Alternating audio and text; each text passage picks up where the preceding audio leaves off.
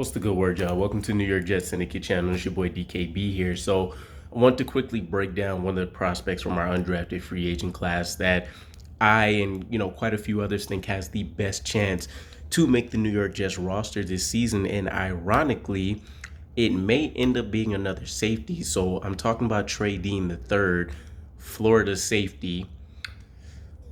He needs to kind of be tied to the hip for starters to a guy like Tony Adams, the undrafted free agent from the previous year that was able to go out there and beat out Jason Pinnock, basically beat out guys like Ashton Davis for a role in his roster. And now heading into 2023, we're looking at him not as the unequivocal starter, but he's definitely the front runner at free safety in my eyes at this moment, with Chuck Clark and Jordan Whitehead being the primary strong safety and backup strong safety starting options there. So Trey Dean's interesting because he brings quite a lot of physical traits, big, obviously tenacious, doesn't have elite speed, but if you want to utilize him in a strong safety role, he'll be more than competent there. You can also utilize him a bit in the slot where he's seen a lot of success, and at free safety in a pinch if you really needed to, maybe even a combo safety role. Ultimately, with a guy like him, though, I think what you look at is he's the defensive equivalent to the offense of a matchup nightmare for you, right? Because he brings the size, he brings the hitting ability.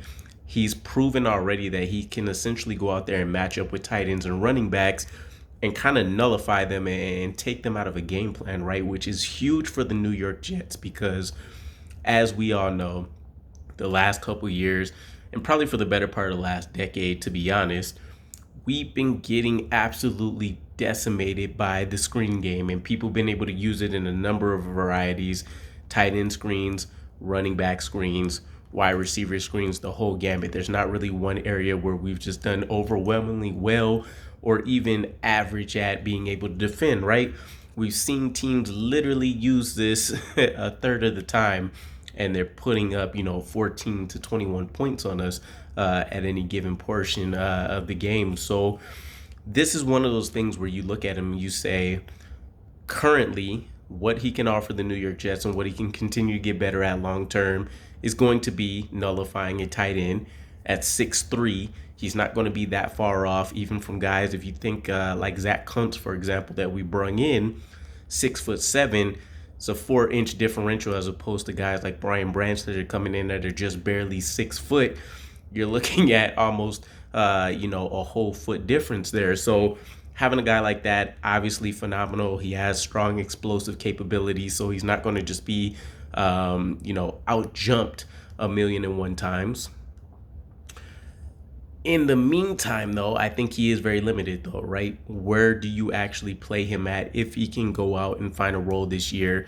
Slot cornerback is obviously filled with Michael Carter II. Maybe he takes some reps when he needs rest.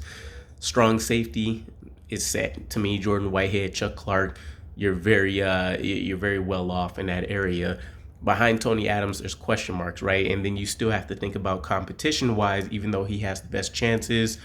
He has to beat out Ashton Davis. He has to beat out Will Parks, which are guys that have been able to stick around for quite some time.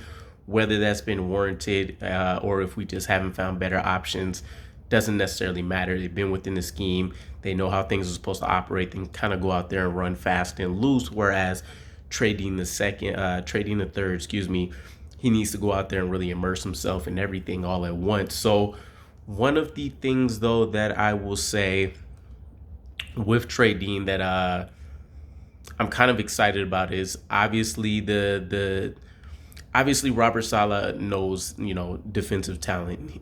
He wasn't worth a draft pick, but he was one of the first free agents, from my understanding, that we reached out to make sure we could secure, especially knowing we still had a need at safety, considering we couldn't come out of the draft with one outside of Jarek, depending on how we plan on utilizing him. But from what I saw in a report, we plan on kind of slow playing Trey Dean's development, allowing him to go out there and excel in what he's going to. And obviously, this is the case you want to put all players in. It just doesn't necessarily work out that way. And I point to JFM as one of those prime candidates, right? a lot of people statistically on paper, game film, all of that, you feel like JFM is a much better prospect as a defensive tackle for us. Yet we played him on the edge a lot. So you can't always put those guys 100% of the time in the best position. But I think the Zach Wilson effect has bled across the roster where you don't want to waste the talents of what you're seeing, asking them to do things they aren't ready for right away. So I'm excited for him. I really do think he could be the next version of Tony Adams for us. I wouldn't be surprised if we see him make the final 53 cut. There's going to be some interesting conversations that happen when we see what our practice squad this year looks like, who we had to let go, because there's going to be a lot of tough decisions once again. But let me know what your guys' thoughts are. Who do you think maybe has a better chance from the undrafted free agent class than Trey Dean? And what are your thoughts on Trey Dean itself? And I'll catch you guys again. Peace.